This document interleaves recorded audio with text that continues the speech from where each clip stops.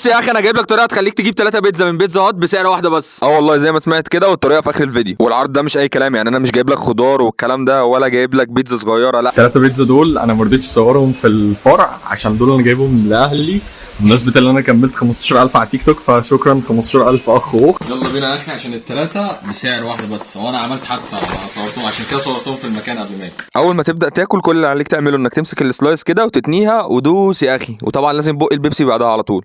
ويلا بينا على الجبنه، وباين الشده قد ايه. ايه ده ايه ده ايه ده ايه ده ايه ده جمدان يا اخي. والفيديو ده انتوا طلبتوه مني من بدري، بس كنت مستني اجيب حاجه تقيله قوي البيتزا هات عشانك انت يا اخي. كل اللي عليك تعمله انك تنزل الابلكيشن او تروح الفرع عادي جدا، وتقول لهم انا عايز عرض يوم الاثنين. هتبدا تختار البيتزا الاساسيه اللي هي اللارج، بعد كده تختار الميديم من الحاجات اللي هم هيقولوها لك، والحاجات دي زي بيبروني وفراخ وكده وحاجات تانية كتير طبعا. ولو مش عايز تروح يوم الاثنين، خش على البرنامج بتاعهم، هتلاقي عروض تانية كتير جدا في العروض الحصريه، زي بيتزا ب 50 جنيه او كل واحده لارج عليها واحده ميديم ببلاش، وحاجات